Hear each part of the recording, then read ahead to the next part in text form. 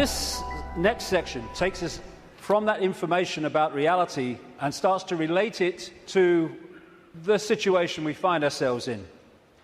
There are 20 years between these two photographs, and in that time, really amazing things have happened. So many people have gone from that to that, and it's an exponential curve that's gathering pace all the time. And people are starting to see what is increasingly there, that we are watching the unfolding imposition of a fascist global state, or communist global state. They're the same either way. I'm sure people in fascist Germany and people in Stalinist Russia thought there was a big difference between the worlds that they lived in. Different names for the same basic control system. But I would suggest that if we stay only at the level of the five senses, only at the level of the world we see banking scams, manipulated wars, Orwellian imposition, then we're not going to get truly what is going on. Because I say this, look at it. This world has been changing and is changing so rapidly in terms of all different aspects of this control system, the way they manipulate education, manipulate wars, put in the people they want as presidents, give us all this shite through food and drink, control the media, manufacture the global warming scam, big pharma, and 9/11 and all that stuff. And it's coming in such a coordinated way.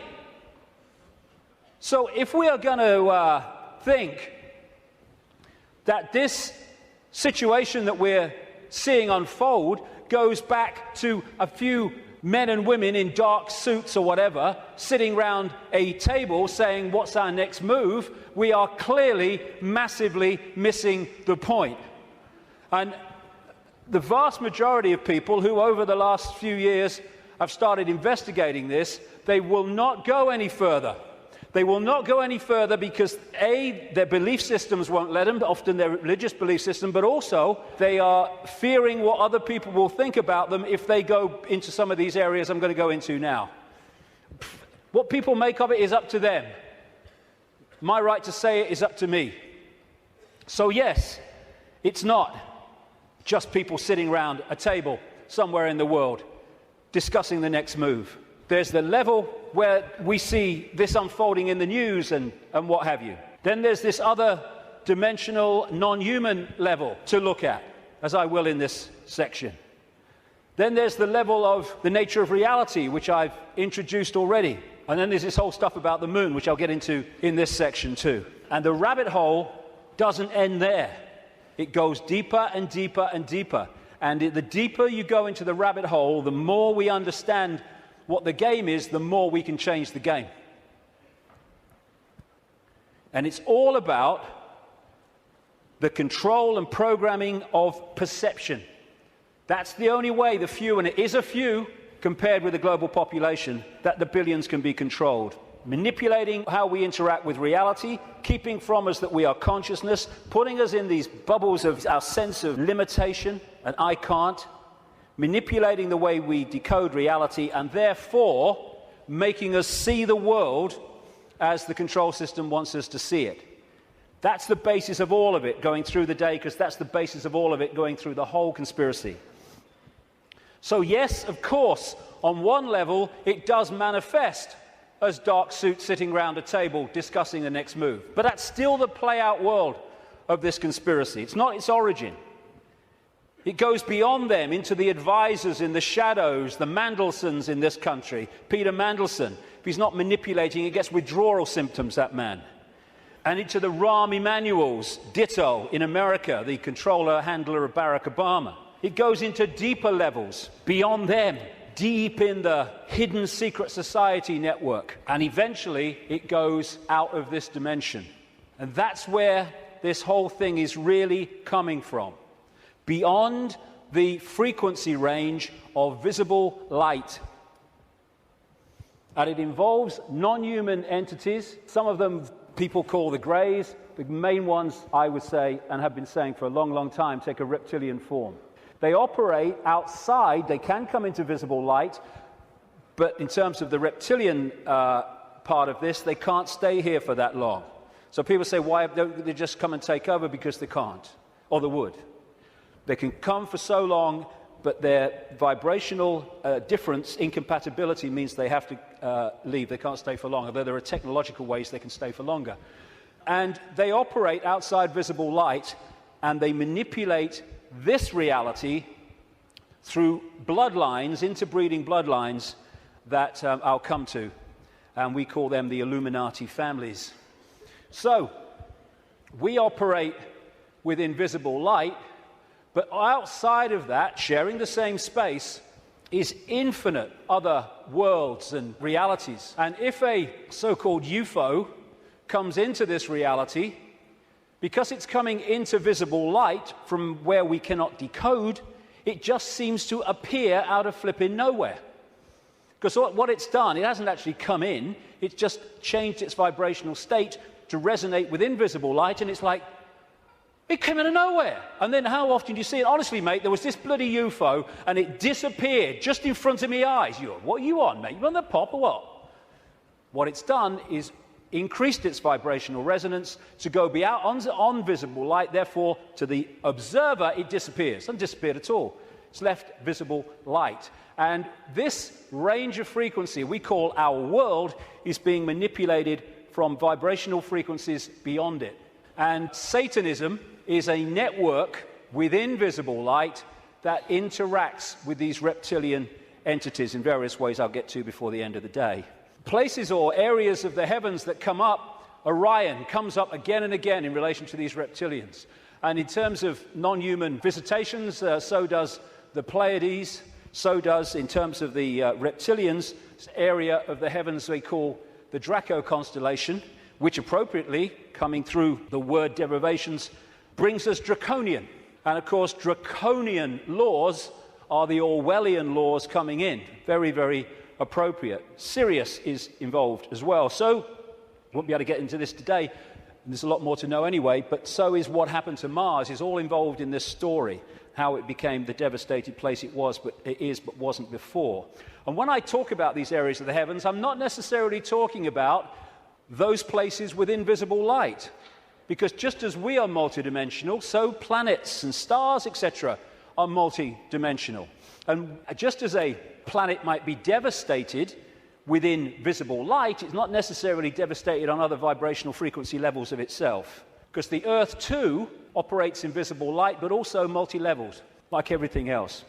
Another major part of this story is that when these reptilian entities started intervening, they manipulated human genetics through interbreeding, not necessarily physical interbreeding, interbreeding through technological methods, and also changing human form by changing the messages, the information, I'll come to this before we finish this section, that the DNA is picking up. And through that, you can change a form by changing the information the DNA is picking up.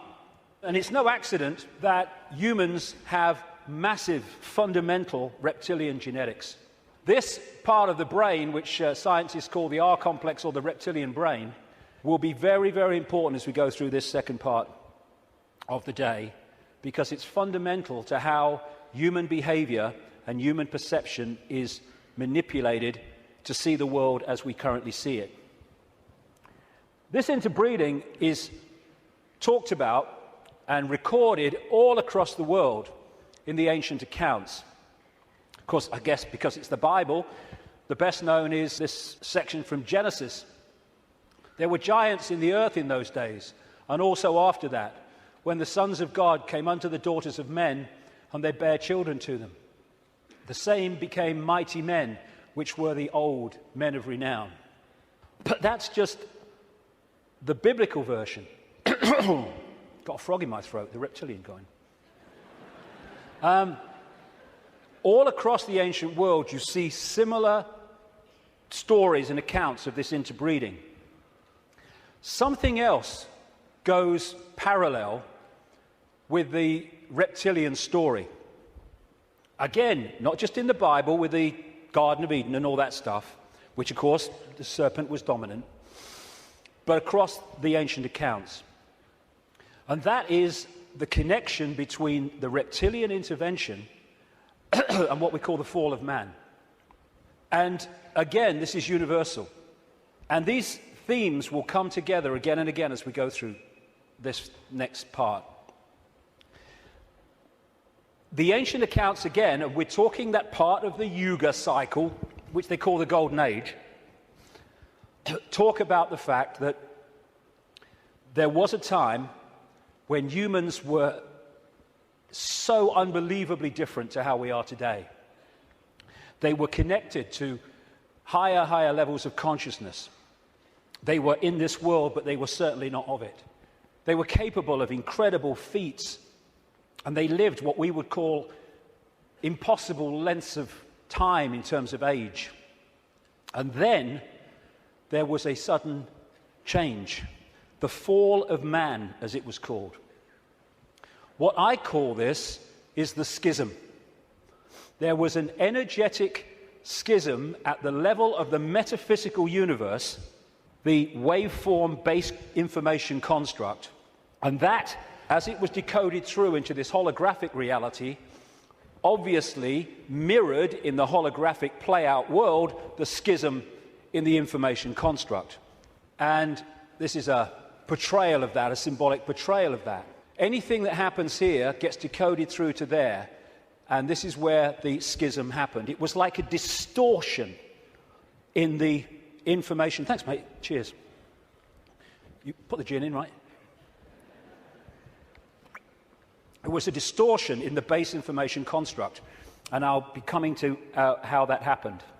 There were many consequences for this, and one of them was there wasn't just a schism in the energetic level of the world itself. There was a schism was passed through into human personalities. We became distorted also from the magnificence and harmony that we were before. And we went from that to this. And we're now at the point where we're coming out of that. And there was also genetic manipulation to stop us accessing ranges of frequency that we did before. This is a major reason, not the only reason, but it is a major reason why scientists call 95% of human DNA junk DNA, because they don't know what it does.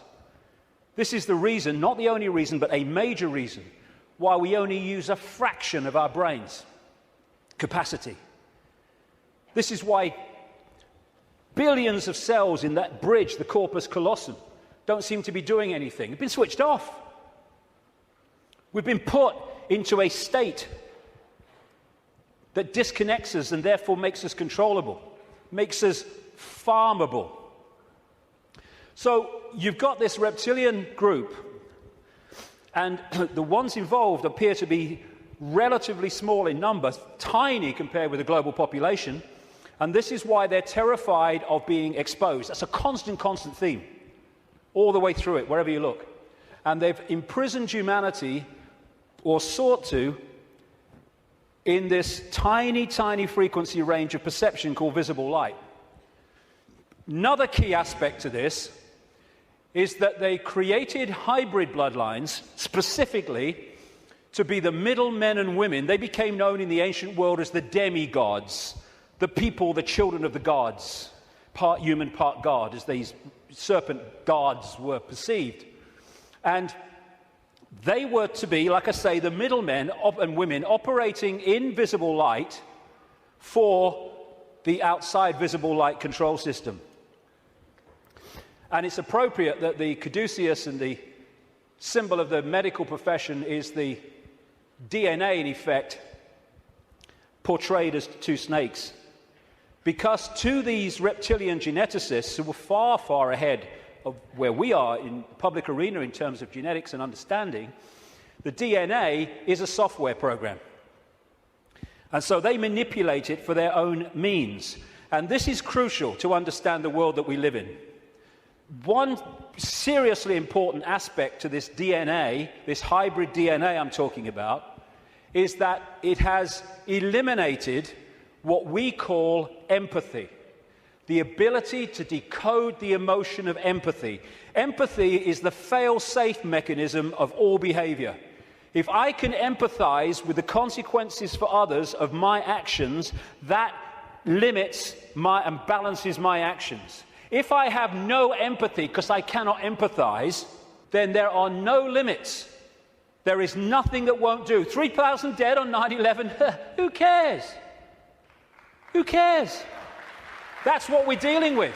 And this is vital to get across. If we look at this information on the basis of thinking, I wouldn't do that, so they wouldn't do it, then we're going to miss the plot completely. Because it's not like that. No, you wouldn't do it. They would, and have no emotional comeback whatsoever. The reason for the interbreeding, the hybrid, is vibrational compatibility. These hybrids have a greater infusion of reptilian DNA than the general population, although we have a lot. And therefore, the resonance is sympathetic to the resonance of these entities operating just outside visible light. And through this resonant connection, like two radio stations talking to each other, the possessing entity outside of visible light can control the thoughts, actions, perceptions of the intermediary, the demigod. And of course, the theme of possession is as old as history, right up to the present day. We look at these people. All these pictures are by Neil Haig, by the way. Anything that looks like this. Great, great, great friend of mine, great artist.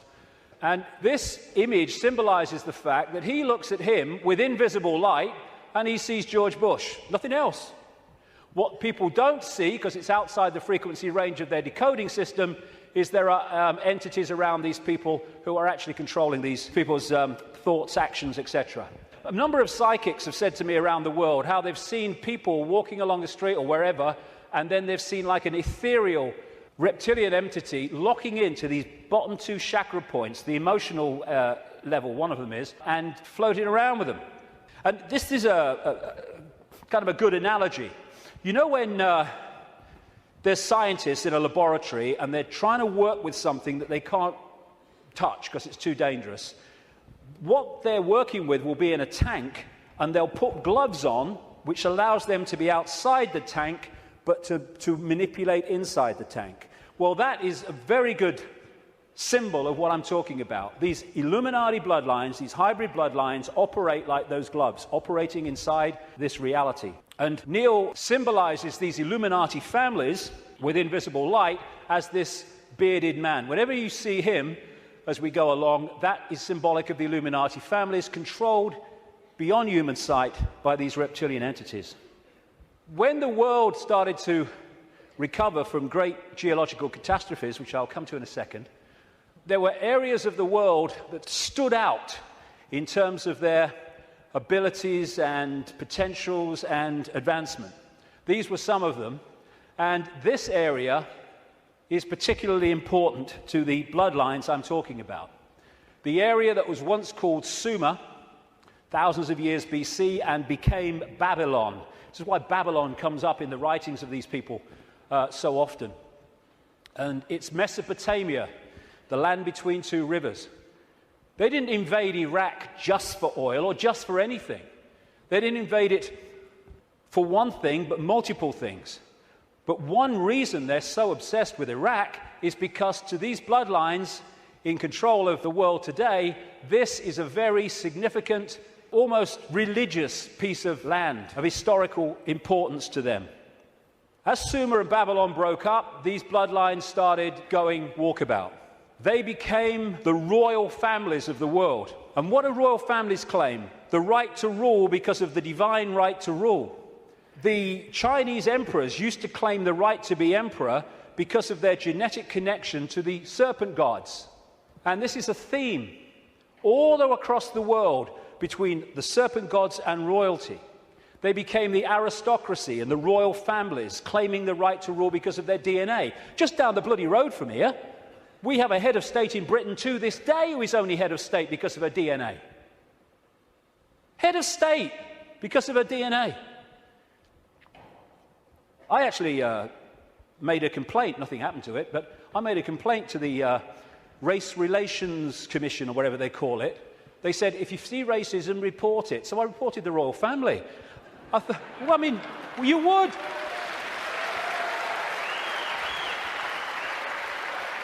You would.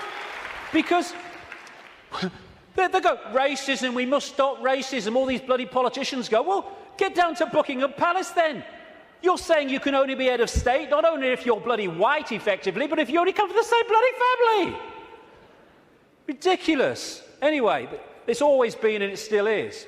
And so these aristocratic and royal families moved on. Eventually, when the people started to rebel against overt royal control dictatorship, these families, some of them stayed in the royal families overtly, and there's still some around, like ours. But these families moved into politics, into banking, into business, and became the dark suit, but they still perceive themselves as royalty, as special, because of this genetic connection to the serpent gods. And through the British Empire, the so-called Great British Empire, and the other European empires, as these bloodlines moved up into Europe from the Middle East, etc., they exported these bloodlines all over the world. And we saw them in power in what we call colonization. But there's two types of control. One has a finite life, one can go on forever until it's exposed. The one that has a finite life is a dictatorship that the people under dictatorship can see, touch and taste. Communism, fascism, apartheid. People know where they stand and eventually, therefore, they will rebel against it because they know what they're dealing with. The greatest form of control is a control you can't see. Prison without the bars. You can't see the bars because you'll just sit there. People do not rebel against not being free when they think they are. And that's the idea of replacing the colony control with another kind of control called freedom. So what happened is, as these colonies, like the United States as it became, etc., and all the others around the world, as they were given independence, what was left out in those countries were the bloodline, under different names, the secret society network that manipulates the bloodline agenda, and those countries have gone on being controlled ever since. But because they have the ability to have a vote every 4 or 5 years, they don't realize they live in a tyranny. And that's how it works, the prison without the bars. And until it's exposed, it'll go on forever. And so these kind of people, especially the Rothschilds, they are major, major players in this. They are the middlemen for the manipulation of this reality from these entities mostly outside of this reality. And what they've created is like a global transnational corporation. What you have with a corporation is you have a headquarters somewhere in the world, and then in each country you have subsidiary companies of that headquarters, that central point. And all the subsidiaries in the world carry out the policy of the central point. Well, what these Illuminati hybrid family networks have done is create exactly the same, but instead of companies, they are secret society networks. So you've got the center of the web in Europe, for historical reasons, at operational level anyway, people at places like London, not the British government, the secret society centre in London. In Rome is another one, the Roman Church, Rome, and other points in Europe. And then in each country, you have families from the network in those countries whose job it is to run the networks that control that country's business, banking, politics, media, all of it. And so what you have is, from this central point in Europe, the center of the web, all these different places and countries all over the world then impose on their country what is being dictated here. And that's why, as I travel around the world, I see the same things being introduced in different countries at the same time, overwhelmingly justified by the same excuses. It's all a global network. It can be symbolized too as a web, like I say, with the Rothschilds real close to the spider, and all these different strands on the web are different secret societies, different semi-secret societies, transnational corporations, and all the rest of it. So when you see all these different names of these corporations that dominate the world in so many ways, and the pharmaceutical cartel, and the oil cartel, and all the rest of it, the biotech cartel, they're all different names or different masks on the same one face. And so you have this structure where outside of visible light you have the reptilian control system, comes down through the Illuminati families, and they control the people in power to push the world in a certain direction. Another way of looking at it here. You see, all these different people, these fight among themselves and all the rest of it, though if it gets out of hand, they get sorted. So these sit on the top of all these different countries. They control these different areas of their societies, and the people are then played off against each other. These buggers don't go to war, they tell these buggers to go to war. And if we stop going to bloody war, game over. But we do. Ridiculous. That's part of becoming conscious.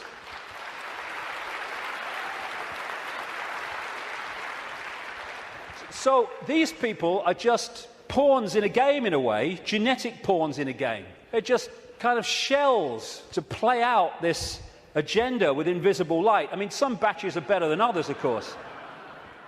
So if you look at the principle of the Trojan horse, the symbol of the Trojan horse, coming into a society and not seeming to be what it is, though taking it over, and you put that on the face, well, you've pretty much got symbolically what we're talking about here. People send me pictures from around the world and stuff that they find on the internet and elsewhere, which have a kind of reptilian feel about them. I'm not saying these are reptilian eyes, it could be a trick of the light, but I've used it because it gives an indication of the number of people that have told me this all around the world, from all walks of life, how they've seen people shift from a human to a reptilian state, and especially the eyes are the first to go. They describe how the pupils become reptilian. And interestingly, a great friend of mine has an associate who, I don't agree with it, but he's been doing a research project to develop iris scan technology, and it led to him looking very deeply into 2,300 eyes. And he said he knew nothing about what I'm saying, probably never heard of me. And he said to my friend, the amazing thing was that about 4% appeared to be of reptilian type and appearance. And that is a recurring number, in my research anyway. 4-5% seem to be of this hybrid nature. So these people are reptilian hybrid human reptilians. And you look at the eyes, but behind the eyes are something else. I had an experience with this guy, Ted Heath. He was Prime Minister of Britain from 1970 to 74, took us into the European Union as it became. And it's a long story, I've told it before, but he looked at me in a dressing room in a television station, and as he looked at me, this is what his eyes did. His eyes went completely black, everything.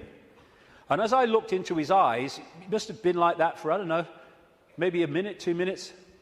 And as I looked into his eyes, I said at the time, it was like looking into two black holes, because you couldn't make eye contact because there was no contact. And it was like, as I know now, looking through him into this other dimension where he was really controlled from. This man, Ted Heath, oh, my goodness me. My goodness me, the children that guy has tortured and killed. And I've been saying this since 1998 in print, and he was alive for many, many, many, many years after that. And nothing happened. Why? Because it's true.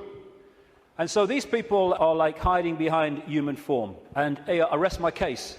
I rest my case.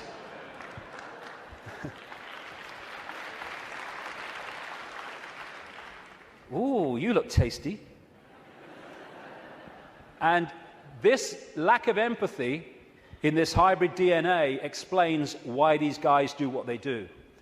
Now, when you open your mind, instead of saying, well, it's not possible, it's ridiculous, when you open your mind and say, okay, I'm not going to just accept this stuff, but I'm going to flow with it and see where it goes, you find that this stuff I'm talking about is absolutely in your face when you bring it from the subliminal to the conscious. The oldest form of religious worship in the world has been taken back 70,000 years to an area of the Kalahari Desert in South Africa, and it is worship of the serpent or worship of the snake. This man, Reverend John Bathurst Dean, wrote a book, very, very good book, 1933, called Worship of the Serpent, in which he studied serpent worship around the world. This was his conclusion. It appears then that no nations were so geographically remote or so religiously discordant, but that one and only one superstitious characteristic was common to all, that the most civilized and the most barbarous bowed down with the same devotion to the same engrossing deity, and that this deity either was or was represented by the same sacred serpent. It appears also that in most, if not all, the civilized countries where this serpent was worshipped, some fable or tradition which involved its history, directly or indirectly, alluded to the fall of man in paradise, in which the serpent was concerned. What follows then, but that the most ancient account respecting the cause and nature of this seduction must be the one from which all the rest are derived, which represent the victorious serpent, victorious over man in a state of innocence and subduing his soul in a state of sin, as he would call it as a reverend, into the most abject veneration and adoration of himself. Like I say, wherever you go, it comes up. You find obvious representations of the serpent gods. These were found in graves of the Ubaid people that preceded Sumer in what we now call Iraq. These were the Nagas, the shape-shifting reptilian people of Asia. The Druids used to worship a serpent god called Hu. If you play that word through, Hu man becomes serpent man, appropriately. The Egyptians used to worship serpent gods and represent their pharaohs as a result of that in this way. You had the cobra coming from the headdress there. You had the cobra head gear itself representing the snake. You had the belly of the cobra. The cobra is a constant common symbol of this serpent race. In Central America, you had Quetzalcoatl, the feathered serpent god, and the Mayan version of it was Kukulkan in places like Chichen Itza. Of course, right across Asia, Japan, China, etc., the very most dominant symbol of that part of the world is the dragon, which comes from this worship of the serpent gods. Folklore is full of serpent stories and what have you. When I first met Credo Mutwa, a long time ago now, he contacted me when I was going around South Africa, this Zulu shaman, the official historian of the Zulu nation, because he'd read in a book called The Biggest Secret that I'd introduced this reptilian stuff for the first time. And he said, Mr. David, how do you know? How do you know about the Chitahuri? And I didn't know about the Chitahuri. Tell me. And he told me the story of African history where the Chitahuri, which translates as children of the serpent or children of the python, had taken over the world in the very same way that other parts of the ancient world described it. This is a painting that he did of one type of this Chitahuri from ancient and modern accounts. And he showed me this called the Necklace of the Mysteries. It says a necklace, it's very, very heavy, copper, and it goes on your shoulders. How he keeps it on his shoulders, I'll never know, it's so heavy. And he uses it as the historian of the Zulu nation, the symbols hanging from it, to tell the story of Africa and the world in general. And pride of place on the front is a non-human entity with a willy in come and get me mode and a human woman. And I said to him, what's all that about? And he said, this is symbolic of the interbreeding of the Chitahuri and humans to create these hybrid bloodlines, these children of the serpent. And then I asked him, oh, by the way, that's copper now, but in the original, and this Necklace of the Mysteries, by the way, is mentioned in accounts 500 years old, and Credo reckons it's about 1,000 years old, and it has a flying saucer on it, very clearly, a flying saucer hanging from it, which the storytelling says that's how the Chitahuri came here. Anyway, this is copper now, but it used to be gold. Someone stole it, and they couldn't afford to put gold back, and that takes us to North Africa and Egypt, and the base story of the Egyptian myths, and that's the golden penis of Osiris, which all relates into this golden bloodline, this special bloodline. And when I said to Credo, why is it not reptilian, he said, because the Chitahuri, and this is a theme I've found all over the place, the Chitahuri said you must not portray us as we really are. Some people did, most people didn't. They had to do it symbolically, so they made it absolutely, obviously not human, but not reptilian for fear of the consequences.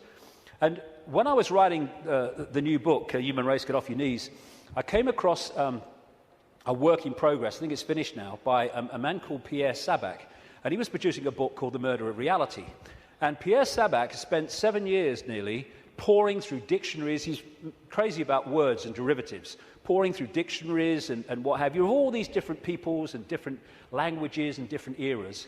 And he put together the fact that the language, the very language, if you follow the derivatives back from the language we use now and their origins, where the words came from, tell the story of this reptilian serpent god race taking over humanity, and also how they used to symbolize this race for reasons I've just said, not as they really were, but as eagles, as hawks, as owls, as angels. If you take the word angel back to its origin in Sabak's research, you get a word meaning snake or serpent. And so we have the eagle on so many countries' flags and logos, including the United States most famously. You have the owls, invariably with the goddess of Babylon, Semiramis or Ishtar. You have the story of the angels, especially the theme of the fallen angels, representing this reptilian race and interbreeding with humanity. And you have Horus, the son of God of Egypt, the virgin-born son, represented as a hawk, again with the reptilian imagery. This seraphim, one of the hierarchy of angels in Christian and Hebrew Jewish belief, seraphim word means snake or serpent if you take it back to its origin. You have the flying serpent disc, which is widely used in the ancient world. And another thing that they did was they symbolized the heavens as the upper ocean. We have the ocean that we have, obviously, and then you had the upper ocean, which was the heavens. And so they talked about the gods and the serpent gods coming in their heavenly boats through the upper ocean. And so you have a lot of marine symbolism, which doesn't relate to the sea, it relates to the upper ocean. And it's reading this. These bloodlines were known in the ancient world under different symbols and different codes, like children from heaven and earth, and children of the gods, children of the sky. And another big symbol of these gods, these serpent gods, were the Watchers. They were called the Watchers. This is widely found. And that's why there's an eye, as Credo Mutua confirmed, on that hand, on the necklace of the mysteries. That's the Watchers, that's the serpent gods. And that's why we have the eye on top of the pyramid, the all-seeing eye on the dollar bill, and why that is a massive Illuminati symbol in the secret society network. They are the gods overseeing the pyramid of control. One way that they often symbolized these hybrid bloodlines in the ancient world was as part human, down to the bottom of the torso, and then the legs, or the bottom part, being a snake. You come across this a great deal when you research this stuff. This is all symbolic of this half-human, half-snake symbolism. Over and over and over again you see it. And the cobra, like I say, is very much a common symbol of these serpent gods, as is fighting the serpent gods and battles with them. Even the word Messiah comes from Mesa, the Nile crocodile, which they use the oil from the Nile crocodile to anoint the pharaohs. And even today in the British coronation ceremony, they symbolize that as part of our own ceremony appropriately. In the Bible, the devil is symbolized or described in reptilian terms. The old serpent called the devil and Satan, who deceiveth the whole world. He was cast out into the earth, and his angels were cast out with him. Fallen angels, again, the recurring theme. All these folk tales about kissing frogs and turning into princes, and invariably you get reptilian themes, all part of the same story. And people send me images from all over the world as a result of the information I put out. It's amazing how many times you see the symbol of reptile and humans, or part human, part reptile. Or overseeing the gargoyles in the palaces and castles and churches of this elite are symbolic of that. And of course, over the last, 20 years or so, there's been a massive reptilian symbolism in children's stories and children's entertainment. And then recently, you saw this, it's a quick one, this 16th century painting in the National Portrait Gallery of Queen Elizabeth I, they thought she was holding flowers because that's what someone had painted over. But with where what's underneath is coming to light, and this is a representation of it. It was in one of the papers, again holding the snake, very, very appropriate. And these aristocratic families, which became the hybrids, again used reptilian, dragon, and all these other serpent images on their various coats of arms and what have you. And one of the centres, like I said earlier, is London. Not necessarily London, the great conurbation, but the city of London and the temple that runs into the city of London. The city of London, of course, being the great centre of not just British finance, but global finance. And how appropriate that they too have the symbol of the flying dragon and the symbol of the Knights Templar Secret Society, a major strand in this web of secret societies, as the very symbol of the city of London. You pass these as you go into the city, of course. Another theme you find with images around the world is of serpents eating humans. And not nice, it isn't, of course, but they do eat humans. When these reptilians come into visible light, they use humans as their food, like humans use animals, cattle, sheep. And then you'll see the recurring theme all over the world. This is in Central America, the Mayan area. This is a painting by Credo Mutwa from South African myths of the serpent gods, the Chitauri, eating humans. And this is Alfa Romeo. What's he doing there? What's he bloody doing there? Same thing. And in the garden of one of the palaces, or whatever you call them, mansions of Silvio Berlusconi in Italy, the leader and one of the world's most corrupt men, is again the same image. And outside of visible light, they feed off human energy, human emotion, especially, only low vibrational emotion, because that's all they can really access. And so they have to keep humans in a state of mental and emotional suppression so that we keep feeding out this energy, which they then absorb. And that will become relevant in the next section when I get into why paedophilia is so widespread among this elite. Because energy changes with the emotions we give out. When we give out love, it's a certain wavelength. When we give out hate, it's a very different wavelength. And the friend of mine in Japan became very well known for taking water, his name's Mr. Emoto, taking water, putting it in a container, and then he'll put words of love or hate or whatever on the side of it, because when you write a word, that word may seem in the decoded realm as a word you can see and read, but in the vibrational realm, it represents a vibration. If you could see the vibration of writing the word hate to writing the word love, it would be dramatic. In fact, you're looking at it. Because what happens is, after he's put the word on the side of the water, he then freezes the water really, really fast. I've seen his laboratory where he does it. And then he photographs the crystals. This is the crystal from a water that had love and appreciation written on it. This is the crystal that had hate written on the side of the water. And he's done whole books about this stuff with all these pictures in it. And this is the energy that these entities absorb when they're outside of visible light, which is most of the time. And therefore, they have to keep us in a state that keeps producing that. All this vampire stuff, because they drink human blood with invisible light because it carries the human genetic code and allows them to hold their vibrational compatibility with this reality for longer before they have to get the hell out of it. That's why they drink so much blood. And then there's this thing about shape-shifting, where, I've had a lot of, laughter and ridicule. So what's bloody new about this? And people say, well, you can't go from a solid body to a solid body and back again. And I'm saying, do you know? I agree with you. Of course you can't. But that's not what's happening, because there is no solid body. It's all happening as a decoding system. There is no solidity.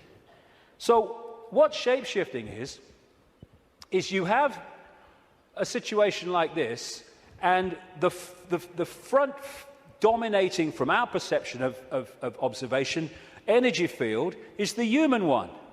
So we look at George Bush or somebody, and we see a human.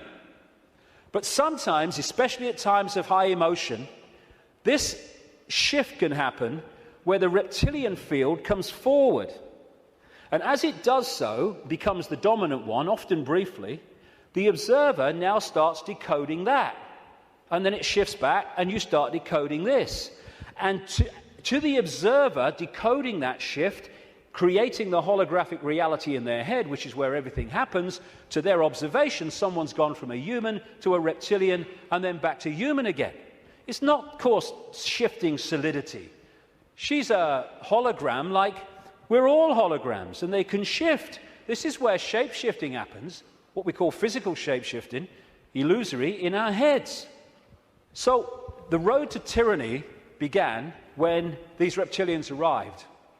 Before that, like I say, the world was very different. The golden age, the time when humans were just extraordinary before the suppression. And then came this energetic schism, this distortion in the information construct, which got played out into the holographic world as, on one level, as massive geological events, with volcanoes and storms and what have you. And of course, symbolized by Noah and the Great Flood, though there have been many of these, not just one.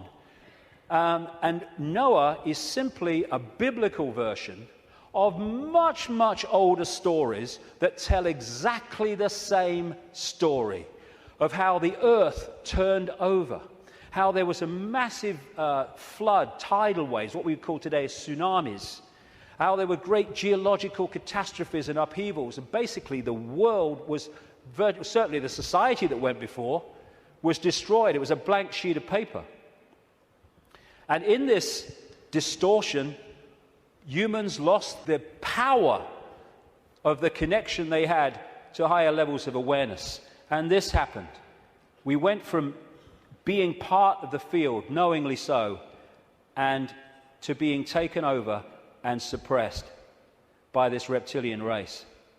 Because once the blank sheet of paper was created by the geological catastrophe, and why that happened I'll come to not very long from now, the earth started to settle down, and when it settled down, then everything started to be rebuilt, but in a very, very different, much lower level than it was before. And there was the genetic manipulation too.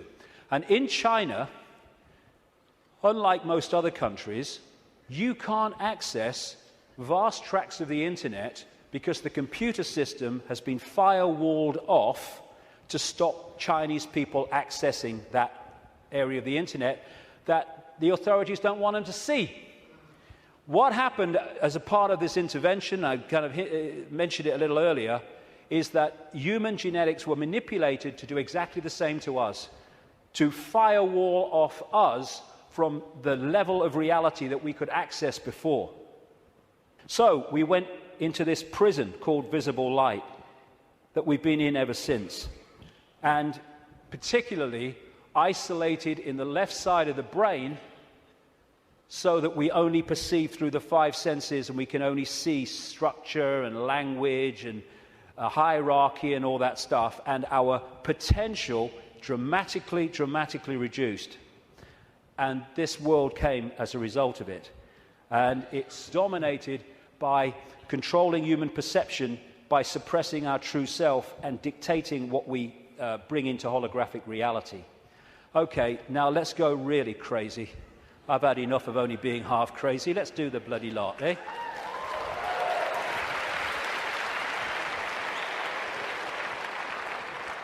What I want to say before I go into this is this.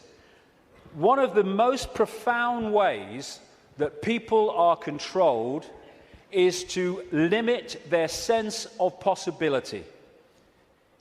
Your sense of possibility becomes your sense of what is possible. Now, that's an obvious thing, and it's a truism, but often we miss what's in front of our eyes.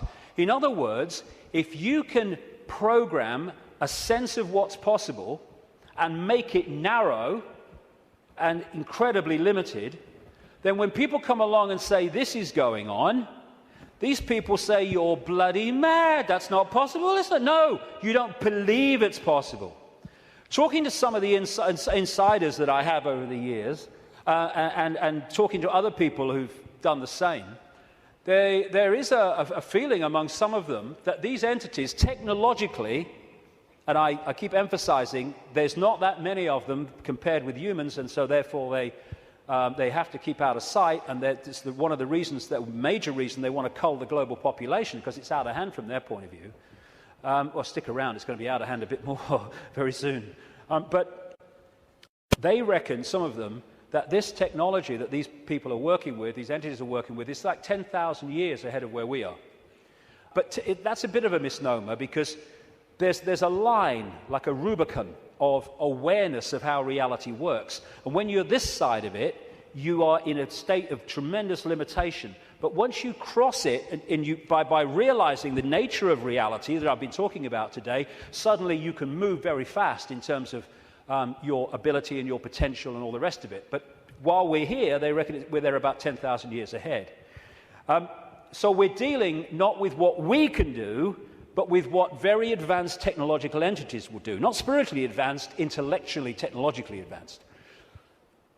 What happened was that I was writing this latest book, and I sat down one morning. I've had one or two thoughts about this before, but they've come and gone. But I sat down one morning at the computer to start writing, and it was like, I've had this so many times in my life, in the last 20 years. It was like an energy field descends upon me, and suddenly I just knew the moon was not what it seems to be. It wasn't the heavenly body, the natural phenomenon that we believe that it is. And from that moment, information started to come to me in the five-sense world, pointing to exactly that. Again, we come back to that line 20 years ago. Knowledge will be put into his mind, and at other times he will be led to knowledge. This combination has been constantly repeating, and it gets more and more powerful. First, I get an insight out of nowhere. The moon's not real. Where's that come from? And then suddenly it starts. I went on the internet, and within 2-3 minutes, I was expecting to find nothing. I just put on a few words indicating the moon's not real in the sense that we think it is. And bingo, within 2-3 minutes or less, I'd found this book, Who Built the Moon, by two researchers who've written other books. One of them an investigation into Freemasonry. And this book details the extraordinary anomalies relating to the moon. And they came to the conclusion, and I absolutely bloody agree with them, and a bit more than that too, as I'll come to later, that this is what we're looking at. The geometrical connections and everything, and the mathematics and the relationship between them in terms of size and position is just mind-blowing. And what I'm suggesting, and I'm not alone over the years at this level of it, though I think I might be alone at the next bit, that I'll come to in a second or a few minutes. I've been there before, I don't mind. Is that the moon is actually a hollowed-out planetoid by a very, very advanced race, and it was brought here to take the Earth over. And what they do, this seems to be a modus operandi. They bring these moons in, and as they bring them in, they fundamentally affect the Earth. I mean, the Earth is at the spin it is and is at the angle it is because of the moon. Massively so, anyway, because of the moon. So when they come in, bingo, things change, and the society that was there before ain't there anymore. And then gradually they take them over in ways that I'll come to. So when the moon came in, and again, it's so important to come back from the holographic world to the base construct. We see a solid moon, yes, in the play-out world. But back here, it is an energetic construct in the metaphysical universe. And as it came in, and other things that happened, which I talk about in the book, it created this distortion in the information construct of the waveform information base of this universe. And as it did so, it was played out here in all this catastrophe and stuff that I talked about and the ancients talk about. It was played out as this great geological catastrophe and the great flood and all the rest of it. And what is a common theme that they talk about, the ancients, in relation to this? The earth turned over. And you think, how the freaking hell can the earth turn over? Well, what happened? What happened when the moon came in, the earth turned over? It's at an angle that it is today because of the moon. And so the distortion brought an end to the world that was there before, and we basically went back to rubbing sticks together because of what happened. And that distortion was played out in the human mind, the human perception, the human psyche, and we completely changed our perception of the world and who we are, where we are. So in Who Built the Moon, like I say, I do recommend it, the way it looks at the anomalies and everything, and the connections between these three bodies. And these mathematical, geometrical connections only apply to these three bodies in the solar system. They don't play out against the other planets, just these three. And the moon is so perfectly positioned that because of where it is, when we have an eclipse, it is the same size as the sun. That's why we have the eclipse. And the authors of Who Built the Moon say this: the moon is bigger than it should be, apparently older than it should be, and much lighter in mass than it should be. It occupies an unlikely orbit and is so extraordinary that all existing explanations for its presence are fraught with difficulties, and none of them could be considered remotely watertight. When you go on and you say, where'd the moon come from, you get this story. And like so much in what we call science, that people take it as fact, it's actually a theory which repeated becomes fact. But then you go back and you find that it's a theory. And the first one is the moon was created by what's known as the whack theory, or the big whack theory. And that is that a Mars-type planet came in, smacked the Earth, great chunk came off, and became the moon. When the physics of that didn't work out, they came up with the double whack theory, where the Mars-type planet hit the Earth, bit comes off or whatever, and then the Mars-type planet thinks, well, I'll give him one with the right, I'll give you one with the left, comes back and whacks it again, the old 1-2. Talk about bloody desperate. And the truth is, and honest scientists will tell you, they have no bloody clue where the moon come from, and it shouldn't, by physics, be there. This guy, Isaac Asimov, a Russian professor of biochemistry, did a lot of writing on this sort of stuff, and he said this, quite rightly: we cannot help but come to the conclusion that the moon by rights ought not to be there. The fact that it is one of those strokes of luck almost too good to accept. Small planets such as Earth with weak gravitational fields might well lack satellites. In general then, when a planet does have satellites, those satellites are much smaller than the planet itself. Therefore, even if the Earth has a satellite, there would be every reason to suspect that at best it would be a tiny world, perhaps 30 miles in diameter. But that is not so. Earth not only has a satellite, but it is a giant satellite, 2,160 miles in diameter. How is it then that that tiny Earth has one? Amazing. Some scientists don't even talk about a planet-satellite relationship, but a planet-planet relationship. The moon's bigger than Pluto. The best explanation for the moon is observational error. The moon doesn't exist, that scientist said.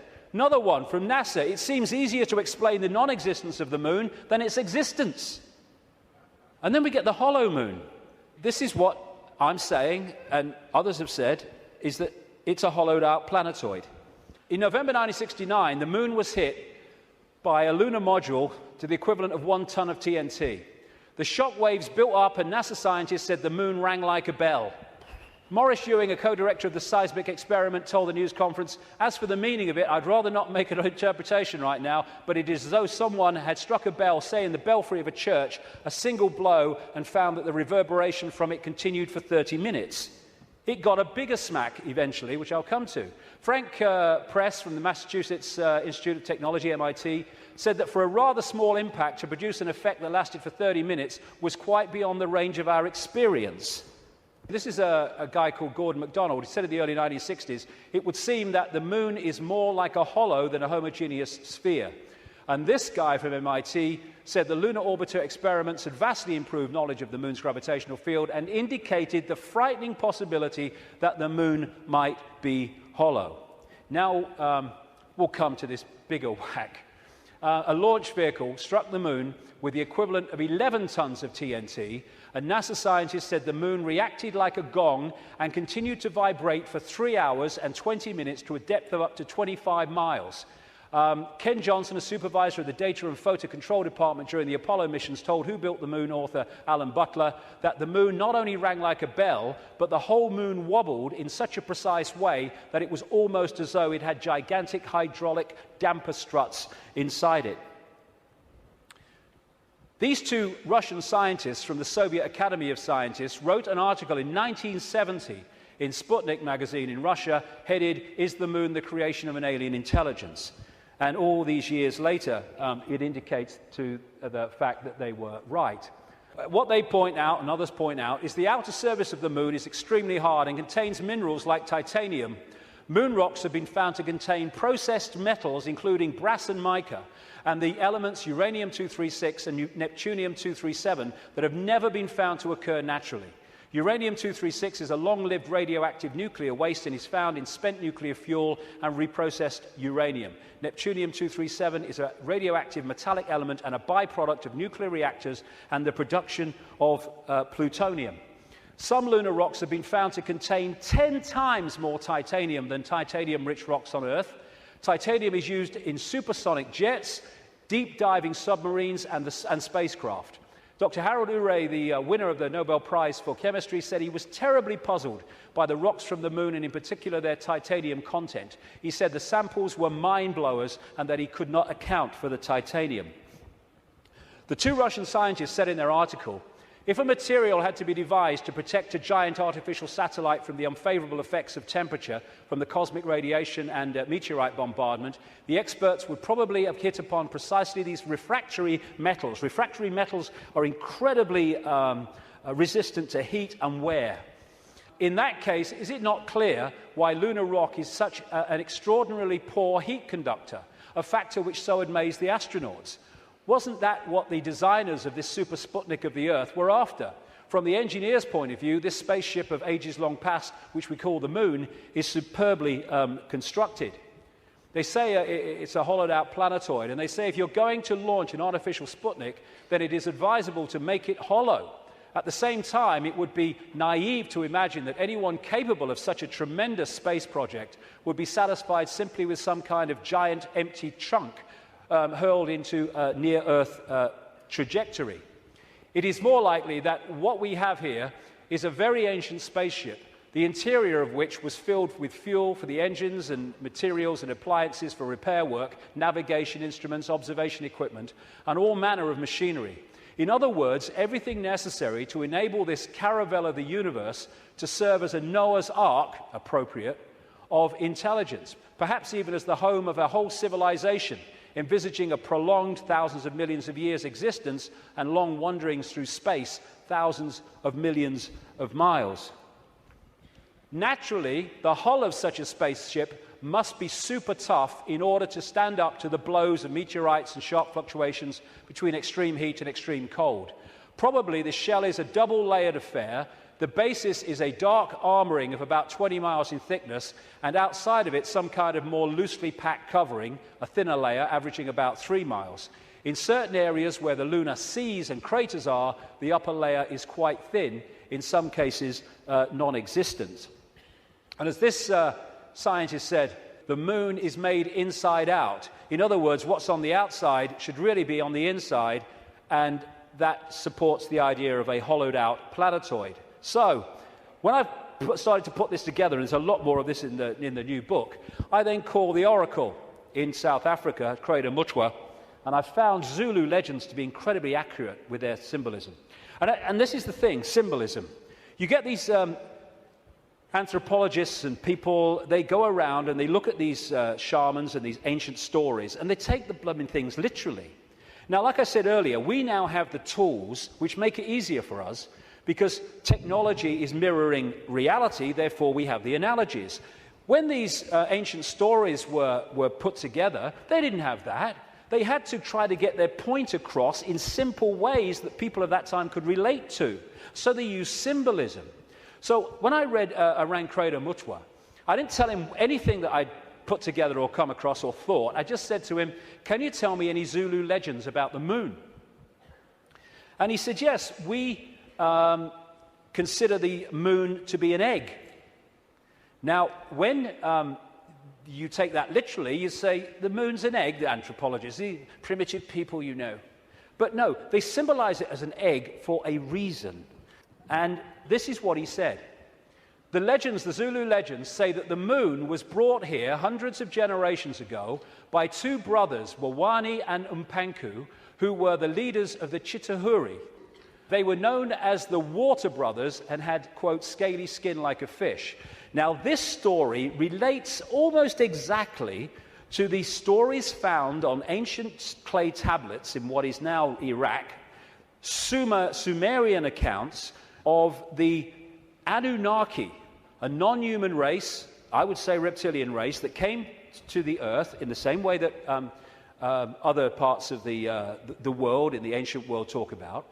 And the Anunnaki, according to these accounts, were led by two brothers called Enki and Enlil. And at least one of them, Enki, was symbolized under another name too as in relation to water, exactly the same as this. Zulu legends tell of how Wuwani and Mpanku stole the moon in the form of an egg, and this is why they symbolize an egg, not because they're primitive, from the great fire dragon and emptied out the yolk until it was hollow. They then rolled the moon across the sky to the earth and caused cataclysmic events on this planet. Zulu legends also say that the Chitahuri threatened to move the moon if humans didn't do what they said because of the devastation that would cause. What the two scientists said about this 2-3 mile outer kind of protection, followed by a 20-mile impregnable layer, explains one of the anomalies of the moon, which the craters are pretty much of universal depth.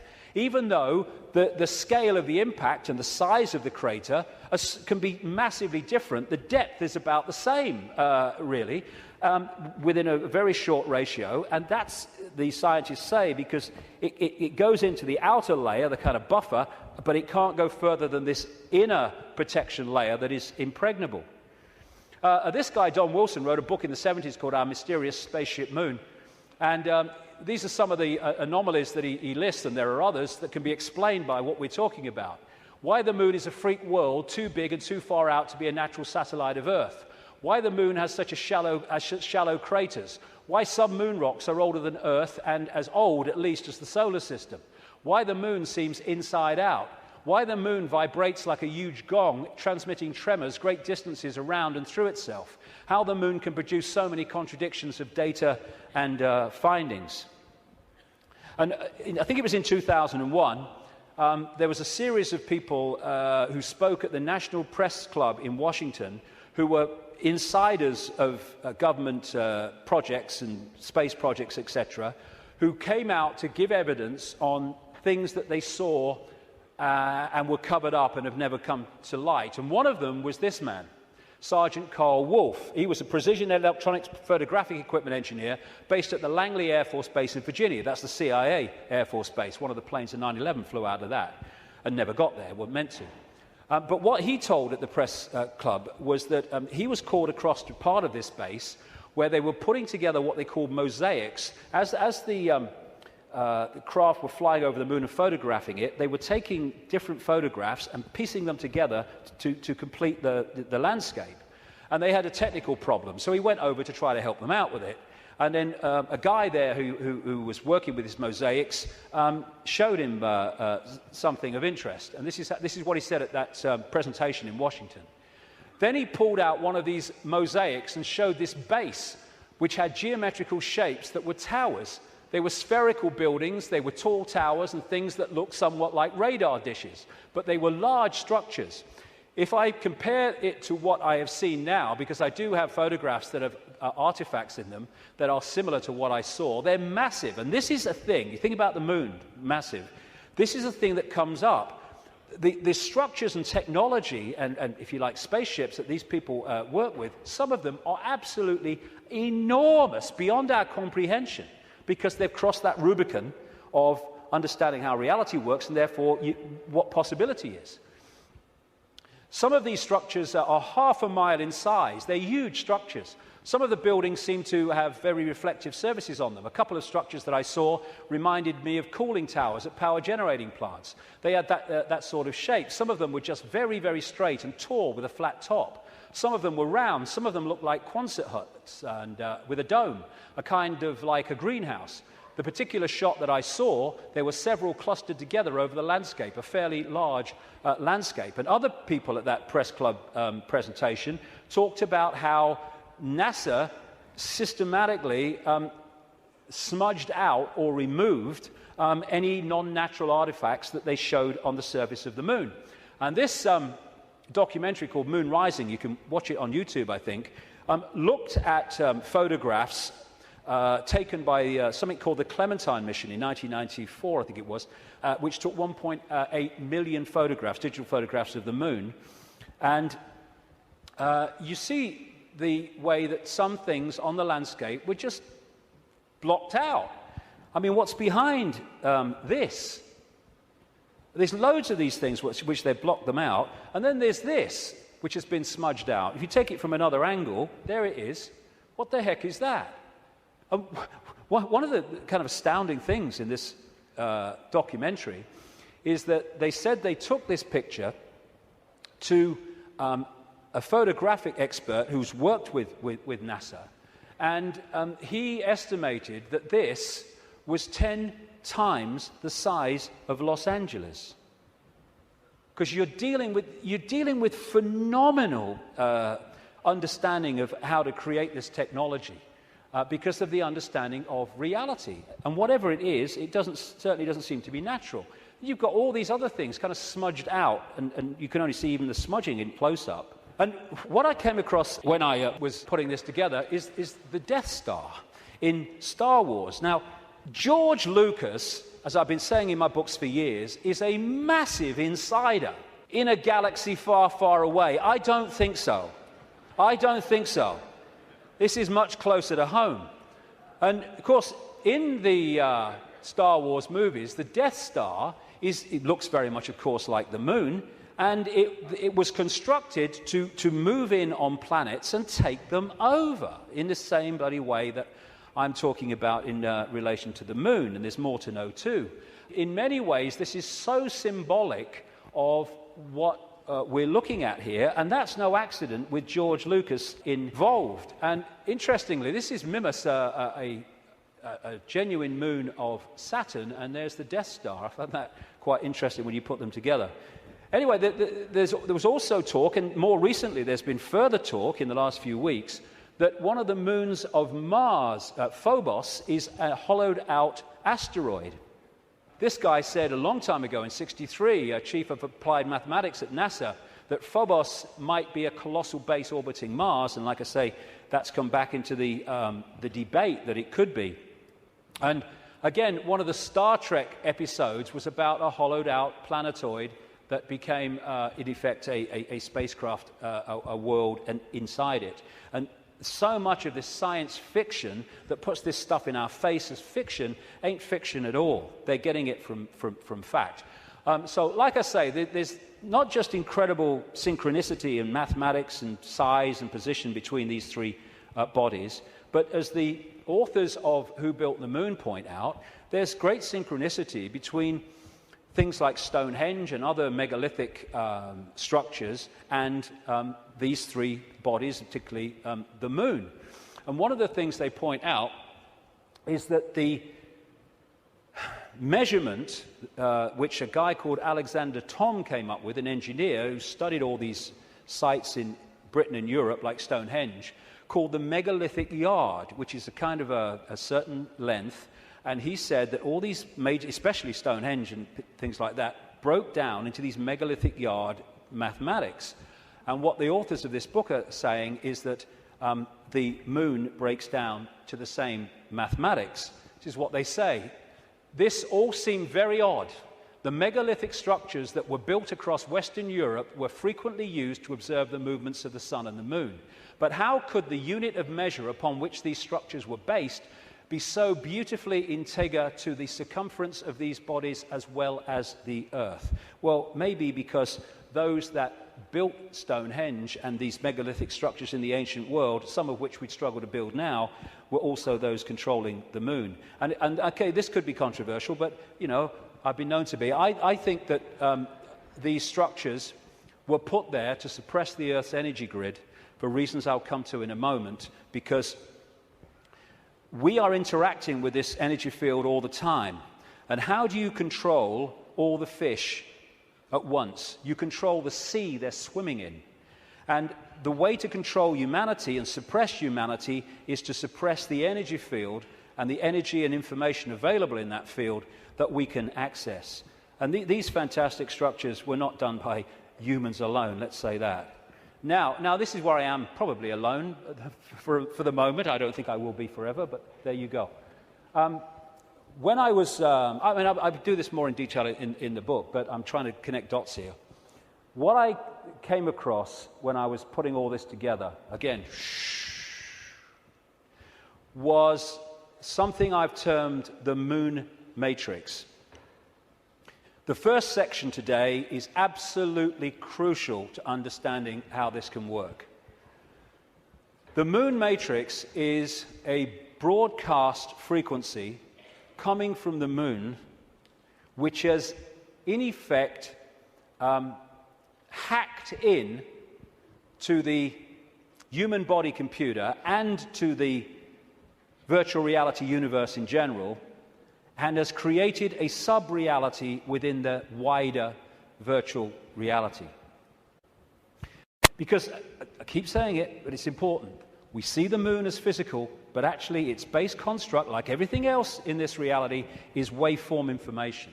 And I would say, and of course I think this is going to become more obvious as the years pass, I would say the moon is actually not just what we've talked about so far, but it's an interdimensional portal through which entities and energies can come out of one reality through into this one. It's their means of entry.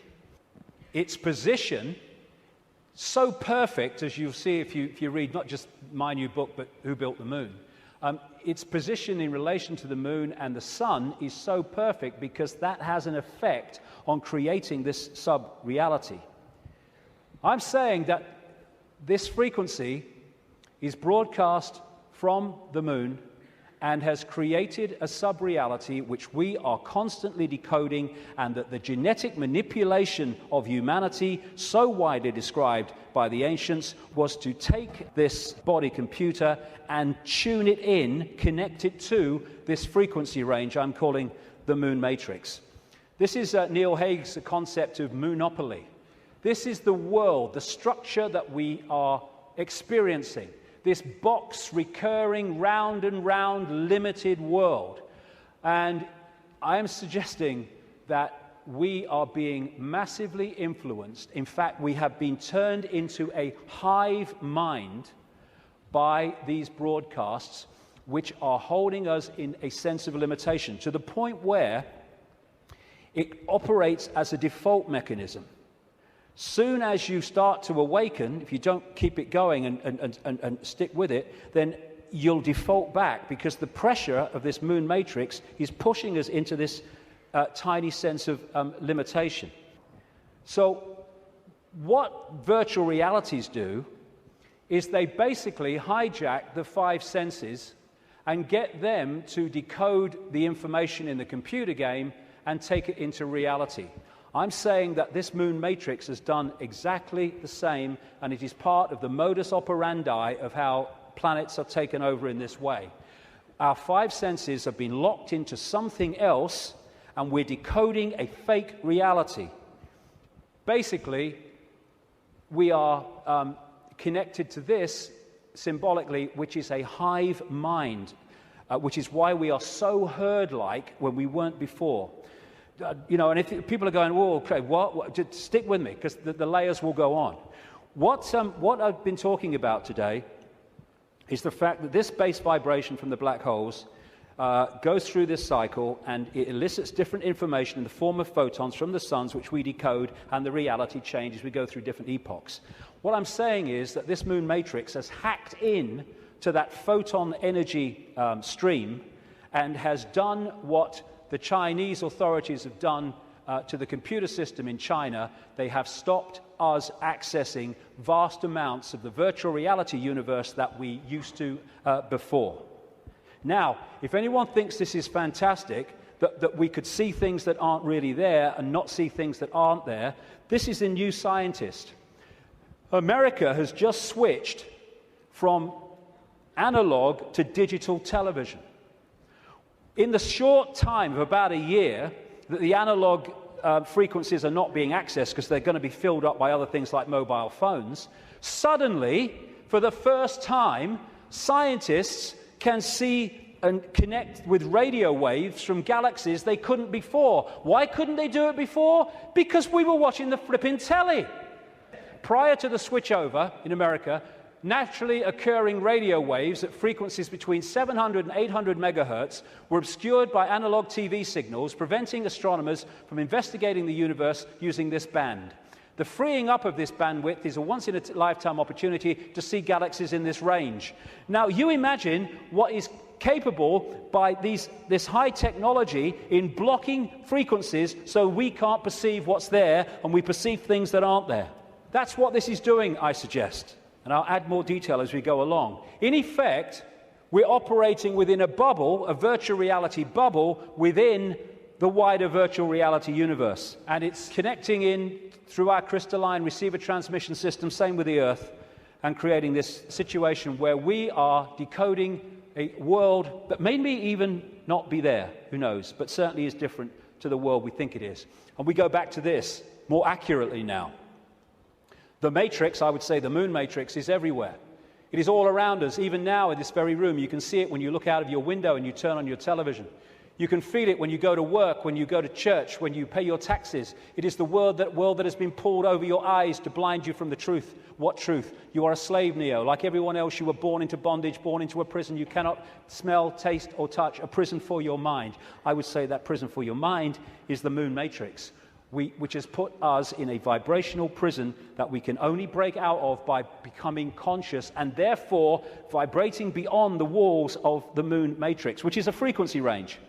And if we're not held in that frequency range, that's why society is structured as it is, with its stress and its fear and its war and its conflict, then we start to break out of its perception prison and we start to say, bloody hell, why didn't I see this before? Because you were there, constantly decoding this thing. Now, like I was just saying, never mind what I've just said about some moon matrix, never mind that. Even by its very position, the moon is fundamentally affecting human behavior and human perception. Because the moon is affecting the Earth tilt, the Earth spin, affecting the Earth oceans, therefore it's affecting us. We're 60-70% water, we must be affected by it.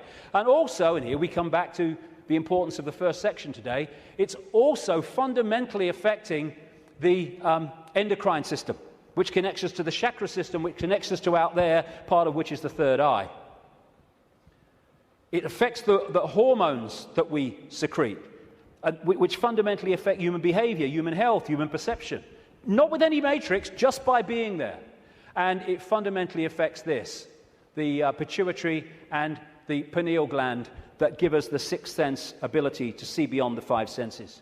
And what it has done, it has shut down, in so many people, on purpose, the third eye, which in our previous pre-domination mode, we used to perceive vast areas of reality beyond which we can now. Moonth comes from moon. The moon, of course, as it goes around, fundamentally affects our perception of time. We have moonths because of the moon. It's a monarchy. It's a hybrid monarchy. And one of the major ways they control us, seems to be a modus operandi again, is money, controlled by the Rothschilds. Now, I saw a film some years ago called They Live. It was a B-movie, and it was not just produced and directed. He wrote the music, every bloody thing, by a guy called John Carpenter. You follow John Carpenter's movie-making history, and you will see that he bloody knows a great deal. He'll say he doesn't, he bloody knows a great deal. He does movies and horrors and Satanism and all this stuff, and he did this movie called They Live, and I thought it was very symbolically accurate when I first saw it, but now it's unbelievably accurate. For those who haven't seen it, you go on YouTube, put John Carpenter They Live in, you can see it in sections still today. The story was this. It was set in the future, but the future was about now, because it was a few years ago now. There was a massive economic depression, and this guy comes along with his tools on his back. He's walking around America trying to find a job in the building industry. He gets a short-term one at this building site. At the end of the day, one of the other builders said, do you have anywhere to stay? Because there's a massive economic depression. People are living in tent cities and corrugated iron makeshift villages on wasteland. Exactly what's happening in America now, incidentally. And he's now having nowhere to stay. So anyway, he goes back with him to stay at this corrugated iron tent little village thing on the wasteland. And he starts getting interested because there's things going on across the church, across the way, that seem very strange to him. And the villagers mocked up some kind of television in a kind of Heath Robinson way. And when they're watching the television, suddenly it breaks out of the main channel, and there's just a man's face on the screen saying, they're here, they're controlling, you don't know, all that stuff. And then there's a police state raid on this village and on this church. And they bring the bulldozers in and the police and the helicopters, and they destroy the village. And this builder guy gets away, and he comes back, and he goes snooping around the church, and he finds some cardboard boxes. And he grabs one and runs into a back passage behind buildings, and he opens the box wondering what's in it. And there's sunglasses. And he's disappointed. Sunglasses? What are these sunglasses in a church for? So he thinks, oh, I'll have one. He puts them in his pocket, throws the others away, walks off into the street. And that's where we pick him up.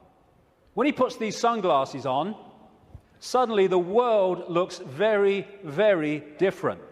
It looks like this. He starts to realize that there are people that look human to his naked eye that are anything but human when he puts these sunglasses on.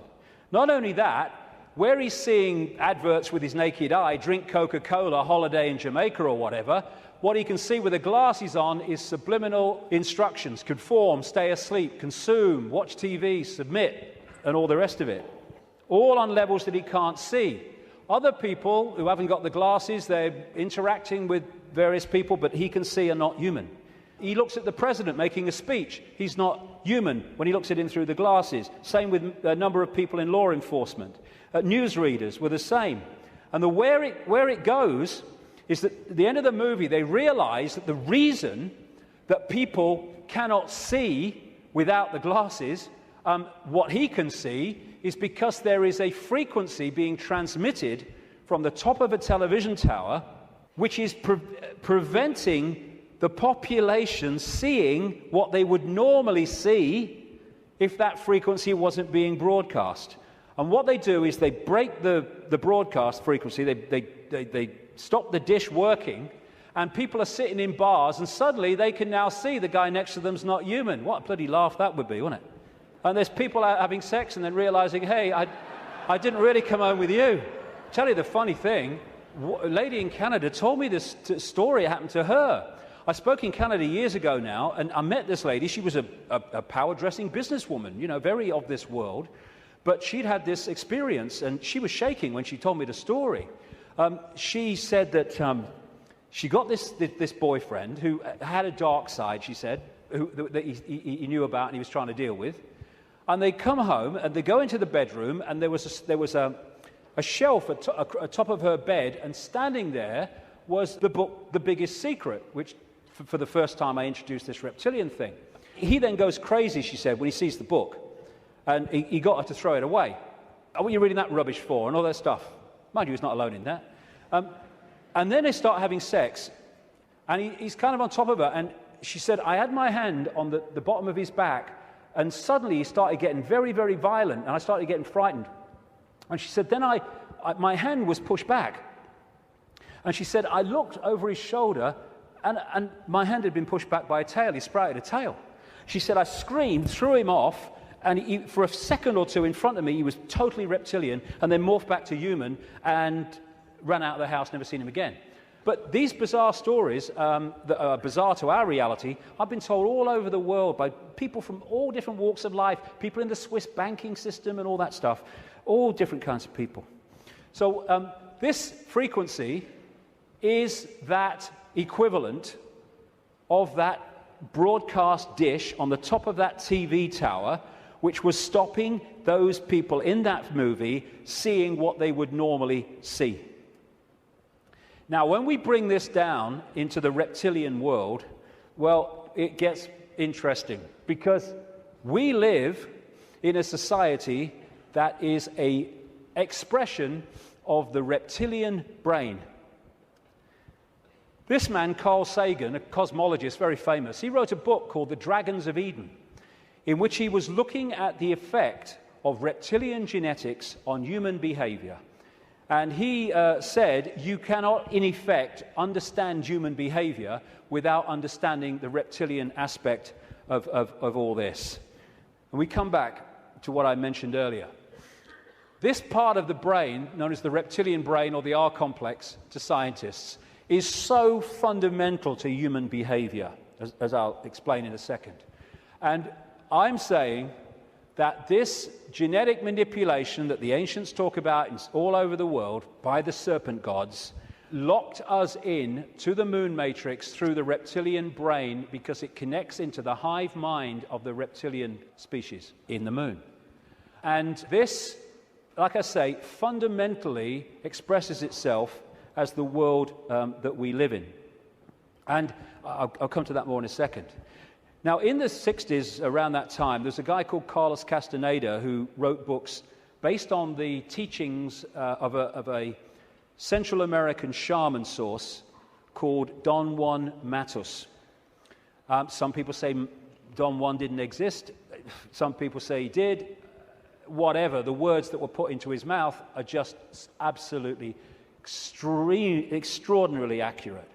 And I read this quote coming up after I'd put this stuff together that I've been talking about.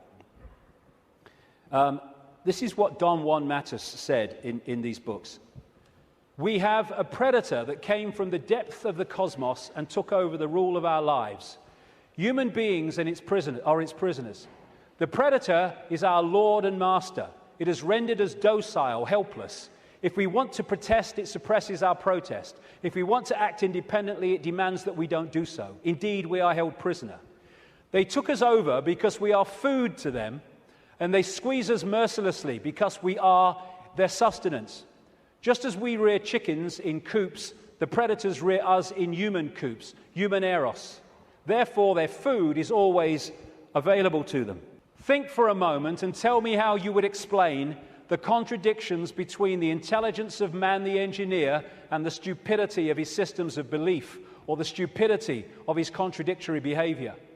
Sorcerers believe that the predators have given us our systems of beliefs, our ideas of good and evil, our social mores. They are the ones who set up our dreams of success or failure. They have given us covetousness, greed, and cowardice. It is the predator who makes us complacent, routinary, and egomaniacal.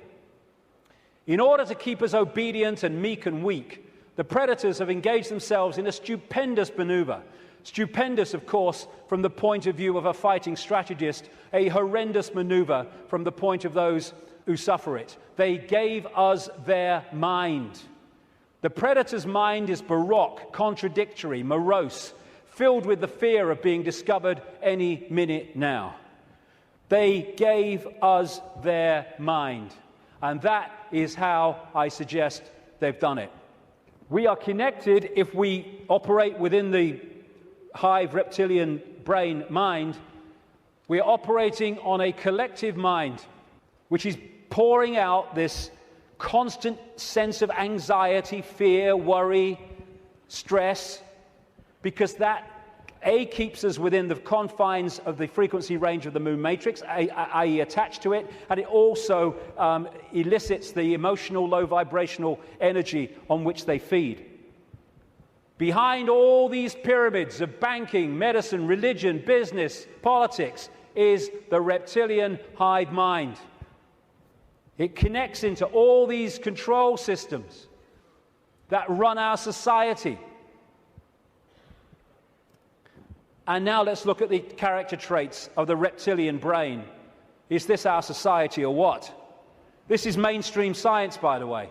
From the reptilian brain, we get primitive and emotional responses, cold-blooded behavior, lack of empathy, if not balanced out by other parts of the brain, and territoriality. This is mine. Get out. A desire to control, an obsession with hierarchical structures of power. Aggression, might is right, winner takes all. And it is dominating our sense of reality and our reaction and responses to events and other people. This is the word that sums up the reptilian brain: survival. It doesn't think, it hasn't got the ability to think, it reacts. That's why it can react so fast. There are good things about it. When you're driving along in your car and someone walks in front of you, what rams the anchors on immediately, without thinking, instantly, is the reptilian brain. But when that starts to impact on other parts of our behavior and our lives, then it becomes a very negative thing indeed. It is the reptilian brain and its fear of not surviving. It's always scanning the environment for threats. Not just physical threats, but threats on other levels of our experience, which I'll explain in a second. And therefore, the targeting of the reptilian brain and the constant triggering of it is what gives us this constant fear, this constant stress, worry that goes on in all areas of our lives. Will I meet the rent at the end of the month? Oh my God, will I lose my job? Oh my God. And the more that we can be put in fear, here we go, the more we operate in the reptilian brain. That's why we're constantly given reasons to fear and to be anxious. Be afraid, be very afraid. The big bad monster's coming as soon as we've invented him. And when he's gone, we'll have another. Terrorism, global warming, swine flu, the economy, I don't look like her, I don't look like him, Constant reasons to fear.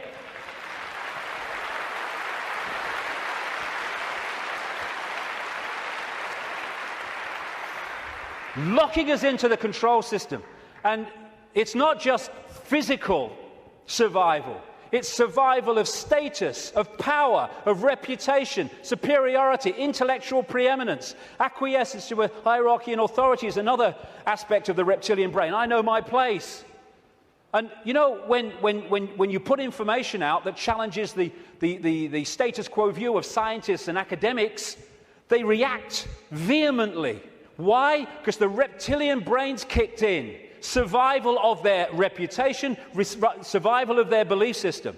When you put out information that challenges people's religious beliefs, not you're saying you're wrong and all that stuff, you're just saying here's some information, which if it's true, that can't be right. They vehemently attack you. Why? Because the reptilian brain's kicked in, because the belief system is in danger of not surviving. Fear of money. Money is fundamentally reptilian brain. Two polarities of it. One, fear of not surviving, fear of not having enough to pay the rent, to eat. And on the other hand, you can get so locked into the reptilian brain, and this is what the hybrid bloodlines do, that you equate survival with far more than is necessary to survive. So you get people, especially in these bloodline networks, who have got more money than they could spend in 100 lifetimes, but they get up with the sun every morning to go and earn bloody more. It's an obsession, it's an addiction, and it's connected to the reptilian brain, which fundamentally drives our perception of reality. Don Juan Matus again.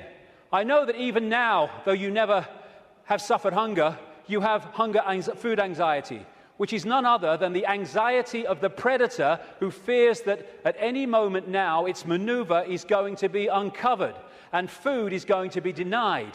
Through the mind, which after all is their mind, the predators inject into the lives of human beings whatever is convenient for them, and they ensure in this manner a degree of security to act as a buffer against this fear. Sorcerers of ancient Mexico reasoned, here we go, that man must have been a complete being at one point, with stupendous insights, feats of awareness that are mythological legends nowadays. And then everything seems to disappear, and we now have a sedated man. What I'm saying is, what we have against us is not a simple predator. It is very smart and organized. It follows a methodical system to render us useless. Modus operandi, done it many times. Man, the magical being that he is destined to be, he's no longer magical. He is an average piece of meat. There are no more dreams for man, but the dreams of an animal who is being raised to be a piece of meat, trite, conventional, imbecilic.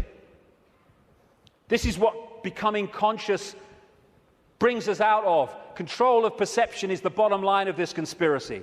You know, I'm all for exposing 9/11s and banking scams and engineered wars, but this is the bottom line, and if we miss it, then we're going round in circles and we'll get nowhere. Interestingly, the Zulu legends say that before the moon came, they used to worship the sun as female, and then everything changed. This change from perceiving the sun as female to worshipping it as male made possible the creation of warlike kings that took what they wanted by force. Everything changed when the perception of the sun changed. And the perception of the sun changed when the moon matrix kicked in and changed our perception of everything. And in so many ways, this Avatar movie, I'm not saying Cameron symbolized it like this, I'm saying what it symbolized to me. The blue people, who were in total harmony with everything else, I'm saying to me, are symbolic of humans as we were before the predator came. And then the American troops with their high technology, let's kill people, we want these resources, so let's just go and get them and destroy everything to do so. They symbolize to me this reptilian intervention. And they even have, in the Avatar movie, of course, the concept of the possession of the blue people so that they could infiltrate their society while outwardly looking like they do and not being known to be who they are. These reptilians look down a different timeline to us because they're on a different wavelength. They're able to see further into what we call the future than we are. And therefore, if you access this network of secret societies, especially the inner circle, you can access the projected future of human society which this is planning.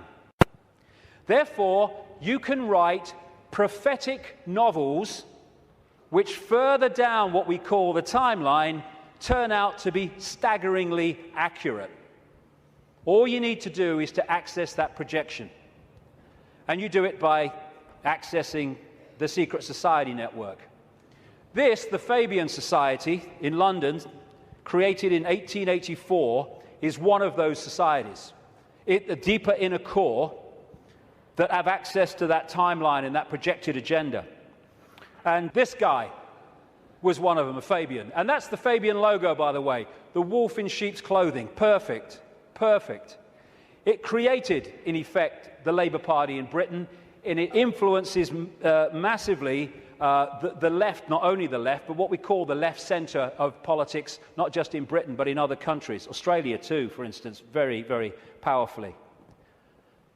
When people have said to me in the past, you know, what's planned, I've said to them, well, you can read two books and see it, just put them together.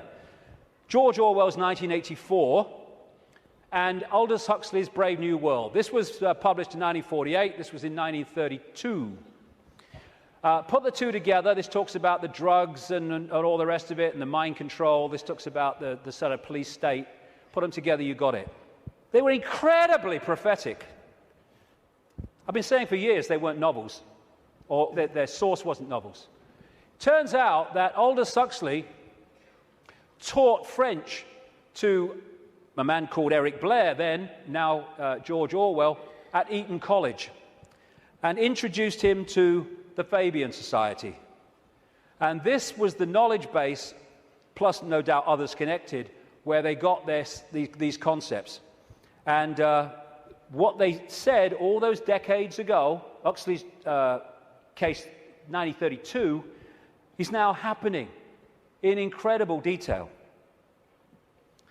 And it seems that Orwell rebelled against what he heard and wrote 1984 to try to expose it.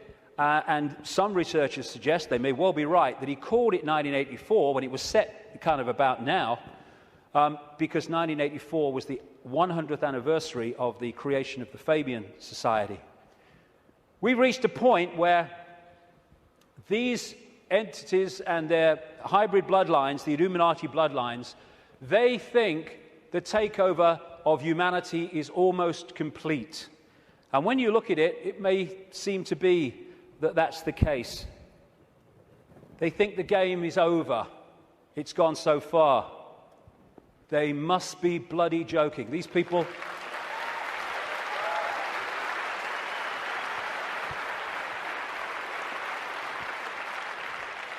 These people are in for the shock of their lives in the next few years. The shock of their lives. Because they can access so much, but they can't access beyond that. And they think the game's over because it seems to be here, but they can't perceive there. And when that comes in here, and it's very close to doing so, game over.